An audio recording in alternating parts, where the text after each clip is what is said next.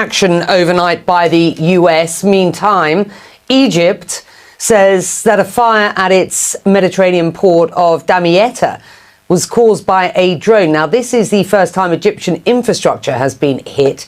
Eleni with us following this part of this narrative.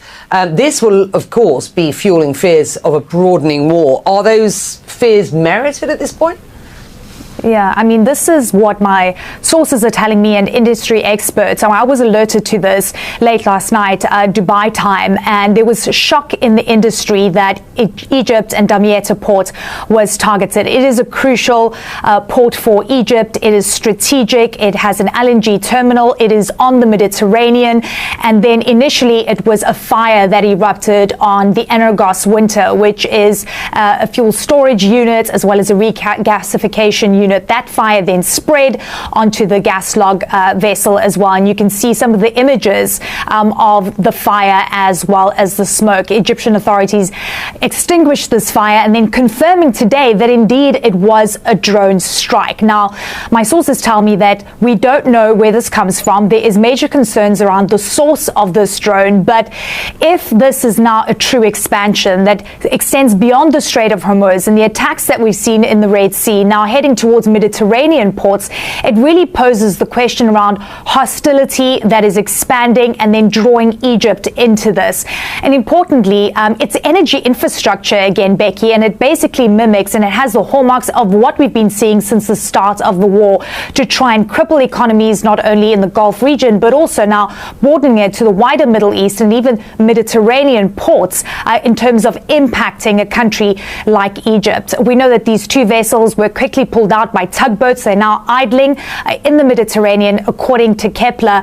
And now Egypt needs to make, some kind of plan, contingency plan. These fuel storage units were brought in to deal with the high energy demand for Egypt over the summer period.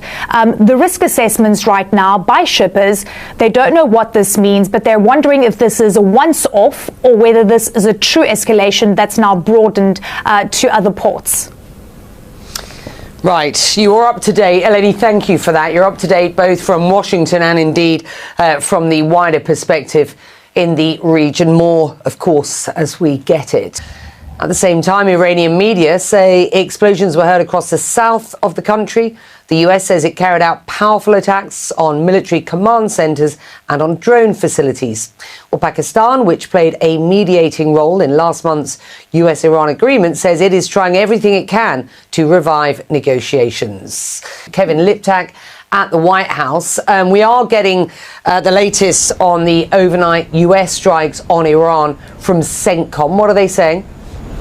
They're describing this as a heavy wave of retaliatory attacks for those attempted strikes by Iran on U.S. positions that happened 2 days ago. What CENTCOM says they targeted were military command centers, missile and drone facilities, coastal surveillance and defense sites, and maritime capabilities. They say that these were all targets of the IRGC, and they were, quote, aimed to further diminish threats posed by Iran and its proxies to American forces, commercial shipping, and neighboring Gulf countries. This does seem to stop short of the full-scale return to war that we know President Trump has been considering and that he's received options for. And you have seen how the U.S. military has been bolstering forces in the region in the occasion that the president decides to go in that direction. But before the strikes began last night, the president described this as more of a tit for tat. He said it was the U.S.'s turn to strike Iran after Iran struck its positions in the region. And he even suggested that those Iranian strikes were the result of miscommunications between different factions in the Iranian regime. He said that the group of officials that the U.S. was attempting diplomacy with had in fact apologized. And so how the president plans to proceed from here, I think at this point remains clear. But it is evident that this war is in fact expanding, even at a moment that he's trying to wind it down. You have what's happening in Egypt. You also have now the Saudis joining in on these strikes against the Iran-backed militias inside of Iraq. Yesterday, we had the Saudi Defense Minister, Khalid bin Salman, here at the White House meeting both with the Vice President, J.D. Vance, but also with President Trump. It was an unannounced visit and went somewhat under the radar, but I think a very important discussion as the president tries to gain the insights of partners in the region about where exactly they see this heading. The war with Iran is now expanding across the Middle East. Egypt now confirms that it has come under attack for the first time since the war began. And just yesterday, U.S. Central Command said that Saudi Arabian forces joined American forces in conducting joint strikes against Iran-backed terrorist sites in Iraq. Overnight, CENTCOM says it conducted a new wave of strikes across Iran. They say it was in response to Iranian attacks on U.S. forces.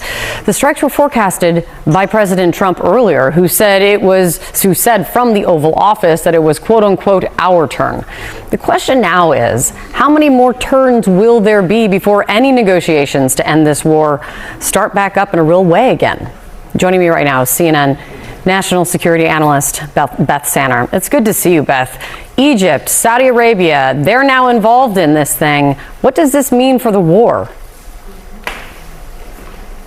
Well, I don't think Egypt is involved yet, which is really an important kind of nuance here is that the Iranians, or we don't actually know who struck a U.S. LNG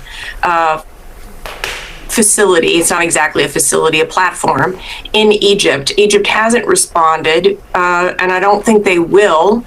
I'm not sure I don't think they wanted Egypt to respond, but this is part of a potential kind of horizontal and vertical escalation of what's going on, right? That we're seeing more territory horizontally, more geography involved, but most of it is aimed at U.S. and then also Saudi assets, but the kinds of assets are also changing. So we're seeing this vertical escalation in terms of not just U.S. military bases, but also this kind of logistics or energy facilities.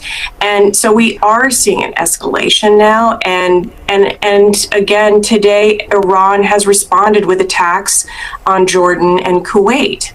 And so we're seeing this tit for tat, Kate, and there's some big questions here because there's got to be an off-ramp at some point, but the president now is deciding. Yeah. Up or down.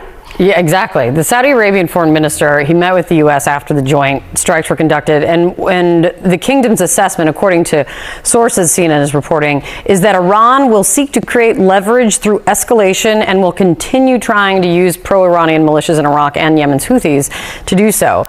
And I read that thinking 2 straight weeks of nightly strikes by the United States did not bring Iran to the table. And then you have kind of this declaration of the assessment is they are going to escalate in order to gain themselves leverage. What does this do? It kind of gets us back to the same question, is like, what's the off-ramp? It's really difficult to say, and I think that this is something that all of us who are watching this closely have been saying for weeks now, is that there doesn't seem to be a very clear off-ramp. Someone has got to basically, I don't want to say capitulate, but has got to stop in order to get the negotiations back. But it takes 2 to tango, and I think what Iran is showing that they escalated during the pause. Right? So we had this pause, and then they did this surprise attack on Jordan. I think it was purposeful. I think it was to send a message that it happened when the president was meeting with Netanyahu in the Oval Office, and it happened when there are these discussions about what's going to happen to the Strait of Hormuz.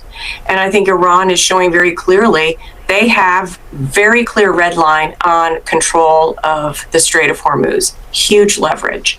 The Saudi Houthi issue is a slightly separate, obviously connected, but the Houthis also have their own problem with the Saudis in terms of a blockade on Yemen that they want broken.